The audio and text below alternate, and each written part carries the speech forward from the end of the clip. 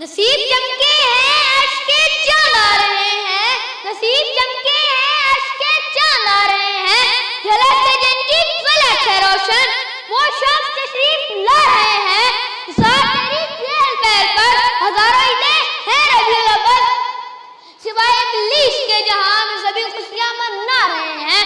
رب والا آج کی میری تقریر کا عنوان ہے سیرت النبی، آپ وسلم کی تشریف آوری نامے لائی ہے اہل ایمان کو، جس طرح اللہ تعالیٰ سے بے پناہ محبت ہے بالکل اسی طرح اللہ کے محبوب سے بھی بے انتہا محبت ہے۔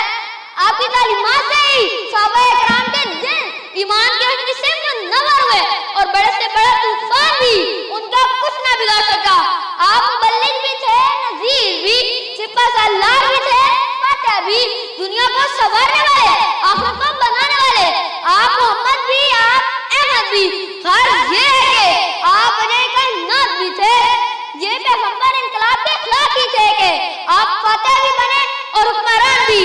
دنیا عالم میں آپ ہی عظیم انسان ہے کہ اس سے زیادہ اللہ نے اور کسی کی تعریف نہ کی، جن کی چہرے کو وضحا کہا گیا، جن کی زلفوں کو واللیل کہا گیا، جن کے سینے کو علم نشرہ کہا گیا، جس کی چادر کو یا ایھا المدثر کہا گیا، جن کی تعریف میں اللہ نے کہا ورفعنا لک ذکرک، اور کیا کہنے ہیں اس ذات پہ کہ جنہیں رحمت للعالمین کہا گیا۔ زمزموں کو سر تسلیم نہیں لکھ سکتا، زمزموں کو سر تسلیم نہیں لکھ سکتا، یا نبی آپ کی تعظیم نہیں لکھ سکتا۔ میں اگر سات سمندر بھی نچوڑوں راحت، میں اگر سات سمندر بھی نچوڑوں راحت، آپ کے نام کی ایک میم بھی نہیں لکھ سکتا۔ آپ کی زندگی کے روز و شب قول و فعل ہمارے لیے باعث نجات ہے۔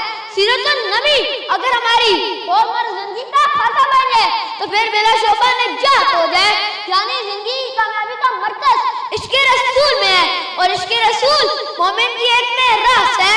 سورت کو بنائی کہ ایک نور مجسم، سورت کو بنائی کہ ایک نور مجسم، سیرت کی گواہی میں تو یہ قرآن بھی ہے، آیت الہی ہے اس بات پہ شاہد کہ اس جیسے یہاں کوئی نہیں، کوئی نہیں، کوئی نہیں۔ شکریہ۔